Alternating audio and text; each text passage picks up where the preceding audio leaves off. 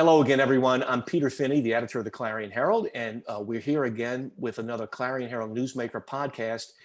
We're very excited to have with us today to talk about a problem that we all know exists in this country, and that is racism. We're facing challenges right now in this country that we probably haven't experienced since the 1960s. And really, frankly, it's a bit scary. Racism was and continues to be harmful to everyone, especially Christians. And it's not a recent phenomenon. The 60s were pivotal because the legislation that came out to try to right the wrongs of the past, but the 1960s were not the pinnacle of racism. Racism has always existed.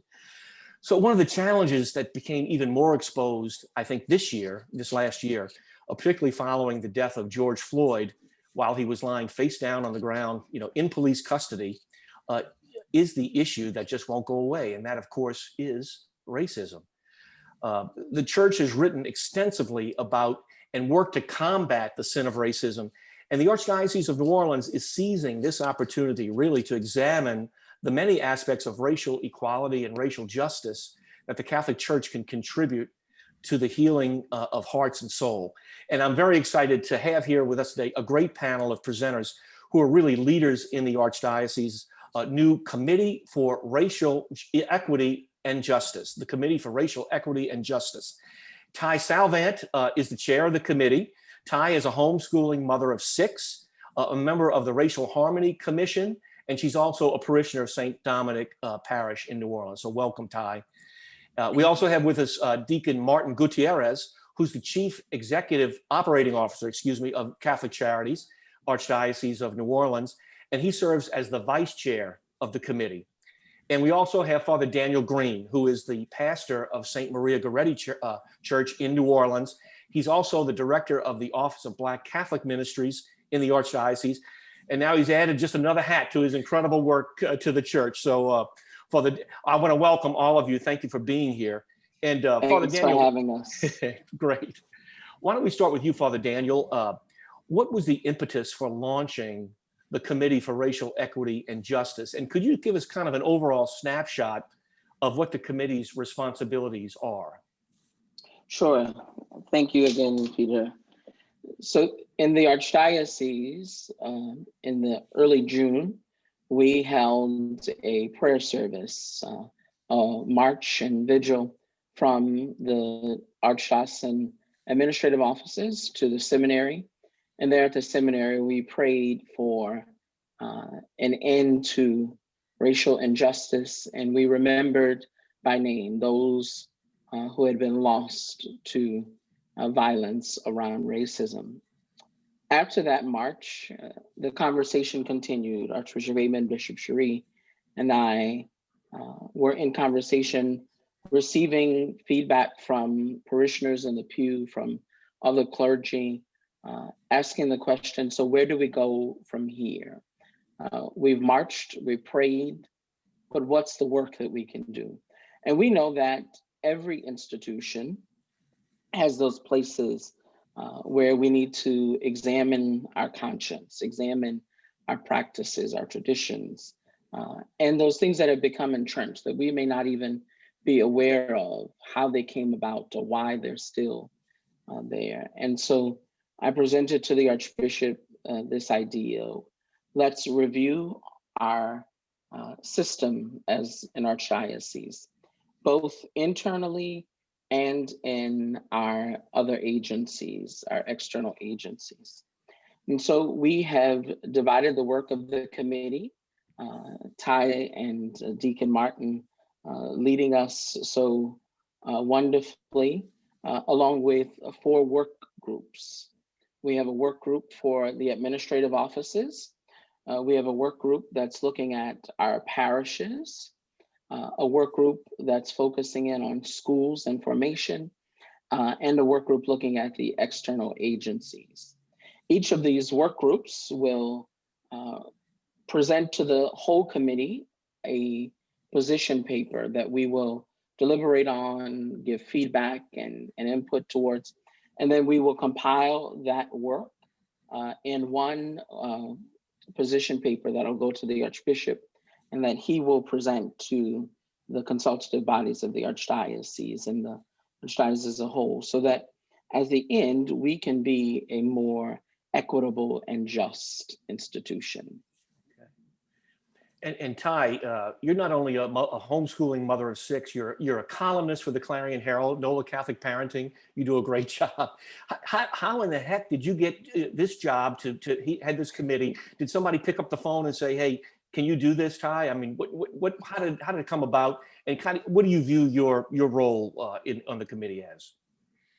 Sure. So for the past several years, I've served on the Office of Racial Harmony Commission, which sents to hold workshops and share information on the social teachings of the church. And I received a letter inviting me to sit on the committee, this new Racial Equity and Justice Committee, to which I thought, oh my gosh, this is wonderful. I think it'd be an honor to be on the committee. And then I did receive a phone call. I received a phone call from Father Daniel saying, well, thank you for accepting, the position of being on the committee. We would actually like you to chair the committee.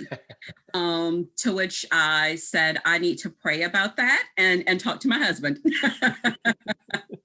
And I did share with Father Daniel that my initial thought was, okay, how can I say no in the most polite way possible? And the more that I thought about it and prayed about it and discussed it, I realized that this was an opportunity to not only continue to say yes to God, but to serve the community and the Archdiocese in a way that could have a lasting impact, and to be a part of the change that I desperately want to see for us and my children. That's great. What do you view as the most important goals of the committee? I'd say that our top three goals really are to explore those policies, practices, and procedures through a racial equity and justice lens, to identify areas where we're not living up to our faith beliefs, and to create a racial equity justice strategic plan so that we can tackle those in an incremental way. Okay, that's great, Ty.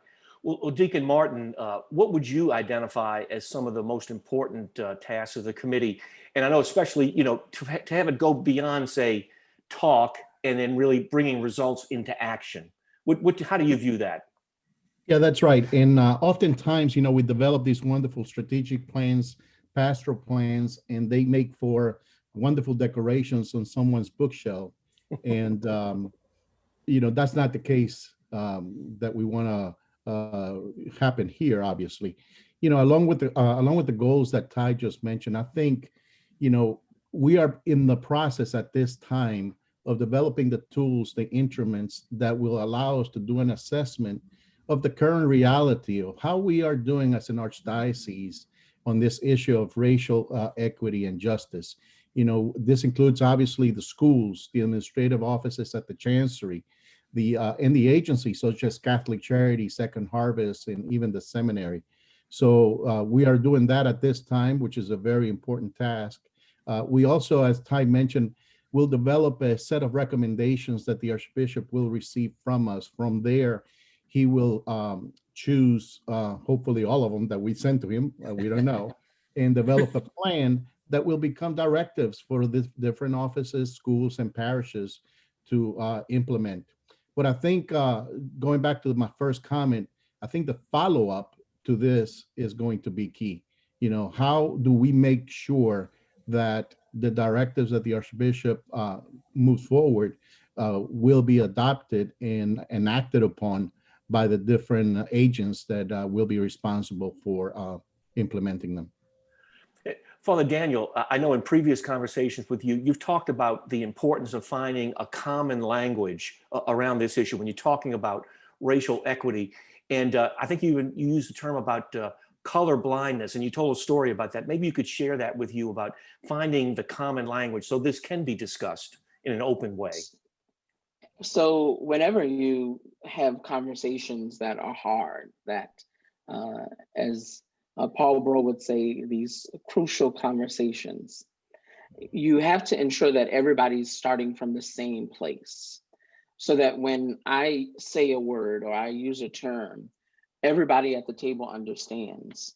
Colorblindness is one of those terms. We were in our very first get to know you session, and one committee member said, well, I teach my grandchildren that we're colorblind. And you could see the faces on the call. And some people began to chat in the chat box. And so actually it was Ty who reached out and said, listen, this is what people may hear when they hear this. But Ty does a wonderful job of leading us. And so she curated some YouTube videos for us to watch. And one of them was on colorblind or color brave. When we say the words colorblind, what we're really saying is, I don't see the other person before me. Because our ethnicity, our race, is a part of who we are. The Black community of New Orleans in particular has a whole lot of gifts and traditions and strengths that they offer. And so to not see that a person is Black before you, a Black New Orleanian, is to say you're casting aside part of who they are. So to say we're color brave is to say, no, I can see you, but I also embrace who you are. I see you for your strengths, for your gifts, for the traditions, the rituals, those practices, the communal understanding that you bring to the table. And so we're not blind to who you are, but we're brave to wade through and enter into that discussion. And I understand there's other members of the committee, obviously. I think Dr. Derek Rovaris, who's at LSU, is a member of the committee, and Deacon Jesse Watley has been a consultant for the committee. What have they brought maybe to the discussions that have been very helpful for your discussions? So Dr. Rovaris is actually one of our consultants that we had to come in. He actually led us through our second session to really help us to experience what are the prejudices you come to the table with. Because there are some people who've been doing this work for years, like Ty with the Junior League of New Orleans. And then there are other people, this is the first time they're really in a structured conversation on race, equity, and justice. And Deacon Jesse Watley, Deacon of the Archdiocese of New Orleans, has also served for a number of years with the USCCB as a consultant. And he was a part of the writing and implementation of Open Wide Our Hearts. And so both of these gentlemen and their work outside of even the Archdiocese bring a great gift to us and help us as we do this journey. Ty, I know a lot has been written, even locally, by archbishops of New Orleans. Archbishop Rummel wrote "Blessed are the Peacemakers" back in his time, and then more recently, obviously, right after Katrina, Archbishop Hughes wrote "Made in the Image and Likeness of God" and talked about racial harmony and how he grew up in Boston, really not aware of a lot of different things. Has the committee looked at these documents, and this is something that maybe that will be part of your deliberations? Certainly, we have looked at those. Unfortunately, I like to think that those are some of the best kept secrets of our archdiocese and of the church, right? They are out there, and there are some people who know about them. I remember actually reading in the Clarion when there was a series of workshops held years ago, which was my first introduction to that made in his image and likeness. And I was a little disappointed with the number of people who were in attendance. I think that there are some people who inaccurately believe that that this racism is a thing of the past and no longer needs to be addressed. I think that there are some people who really don't understand it or see it as not their problem. And others feel like the problem's too big to ever solve. So they just accept where we are. I'd like to say that we believe that God is bigger than any human-made issue, right? So that if we, go to him, that we can certainly prayerfully allow for a change of hearts and minds. We actually use those documents in our earlier meetings to help get people kind of up to speed, to make sure that we were starting from a similar beginning point, right, to recognize that racism is a sin. And the number of lifelong Catholics who said, I have never heard that from the pulpit, which goes back to it kind of being the best kept secret, right? That we are all challenged to live out our Catholic faith more fully. And we are certainly hopeful that the recommendations that we make will enable us to do so. That's great. Deacon Martin, do you have anything in mind about what is the timeline for your work and when you hope to maybe have a report back to the Archbishop? Well, we're hoping to complete the work, at least this part of the work, in 18 months. And for the Archbishop to also be able to provide the directives within that time frame. We know that, this is going to be an ongoing work. And beyond those 18 months, we're going to have to do a lot of follow-up. The work of creating, promoting an environment and opportunities in which our local church can help transform hearts and minds. It's an ongoing process that will take more than perhaps our lifetime. Sure. And I know in previous conversations with you, Deacon Martin, you have dealt a lot with the Hispanic community, especially the workers right after Katrina coming in to town, working, having their wages not exist or stolen from them. This is not just a black-white issue, obviously, right? So can you maybe explain a little bit about the work you have done over the decades with the Hispanic community and what the feeling is around this topic? Well, it is well known that the Catholic Church, has played a huge role in accepting, promoting, advocating for the rights and for justice for immigrants in the United States. And at the local level, the Archdiocese has been a leader. So I'm very proud and humble at the same time to being able to play a part in that over the last 20 years. And being involved in this process also gives us, a seat at the table to make sure that this work continues. That's great. And Father Daniel, I know you've spoken about the Archbishop, especially during the Synod, talked about making bold initiatives. And would you hope something like that, something bold comes out of this process? Not just, hey, here's another committee, but something bold, some kind of action. Most certainly.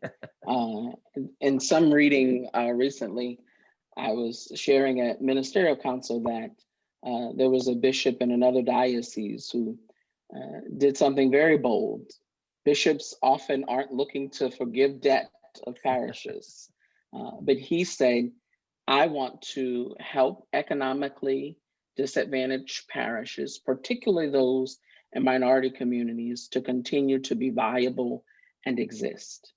And he sat down with some of his diocesan leadership, and they created a capital campaign to forgive that debt. Wow. It wasn't just the diocese accepting the debt and waving it away, right, but the debt was forgiven by fundraising. Those kinds of solutions help us, one, to not give reparation, but to help to overcome some of the systemic issues these parishes have been plagued with. And two, it helps us to put them on a more stable footing for the future. And so if we can come up with some of these bold, new, creative ways of creating systemic change and viable futures for our parishes, our schools, and other institutions, then that is what we're looking for as a committee. That's great.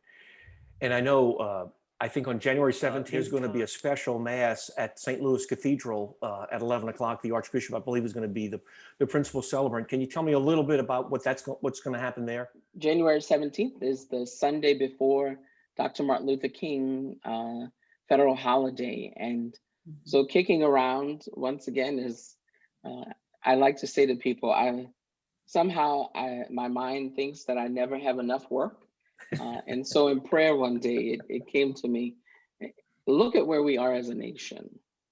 And this was before yesterday, I tell you, where we really saw that our nation needs peace and justice. And so I sent an email to the Archbishop. What do you think about having a Mass of Peace and Justice that can be a annual event for us as an archdiocese to put forth the ideas of racial equity and justice, and to highlight the work of this great drum major for peace, for justice, for equity. And of course, the Archbishop sent back and said, I didn't have the Mass on the 17th at the Cathedral, but I made the change, move forward. Oh, that's great.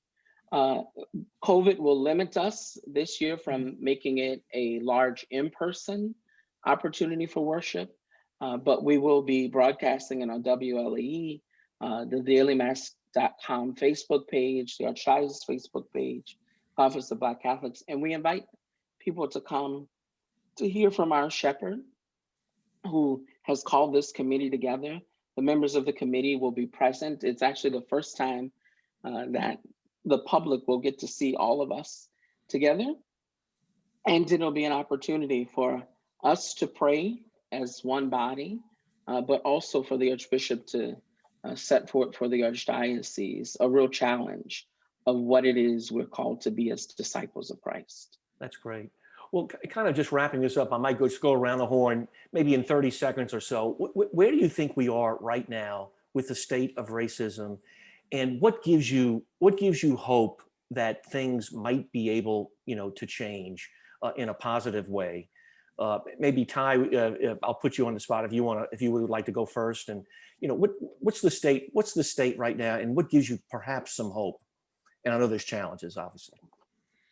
Absolutely. The state right now, and after yesterday, there are almost no words. I mean, I just remember feeling just sick to my core with where we are, the number of lives that have been lost. And we had that prayer service in June and read out name after name after name of the number of Black and Brown men, women, and children who lost their life because of this. It's disheartening.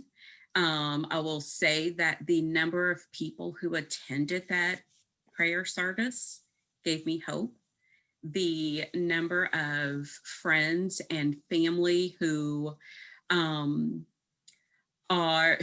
not one, remain positive in light of everything that is to come, but who are actively seeking to learn more, to make themselves aware of issues that they did not see before, who have come up honestly and apologized and said, I am so sorry, I had no idea, right? What can I do? I've read this, and this, what's next? What can I do? That gives me hope that there are people who are out there whose hearts and minds are being softened and opened, and who are willing to make some changes for the betterment of society. As a Christian, I always have hope.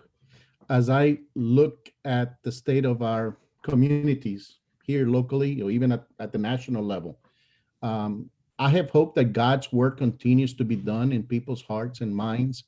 And even though they may not go into it with, I really need to look at myself and my own biases and prejudice, the work of the Lord in their heart will lead them to that spot in their heart and do what it needs to do. I'm a work in progress in this issue myself. I mean, I used to choose to be colorblind, and I realized that was not the right approach. So if my heart has been transformed over the last 24 years that I've been working for the church, I know that everybody's heart can be transformed. I think we're in a very tender spot, actually, Mr. Peter. I call it tender because the world, the society, our church is in a fractured, divided place. And it's tender right now because it's before us and we have an opportunity with people captured to really do something. It reminds me of Bloody Sunday in Selma, Alabama. It was, according to Dr. King's words, because people could see the vitriol, they could see the hate, we were able to put this as a national conversation and make and affect real change. And so with all that has happened, I think we have it before people's minds that we need real and effective change.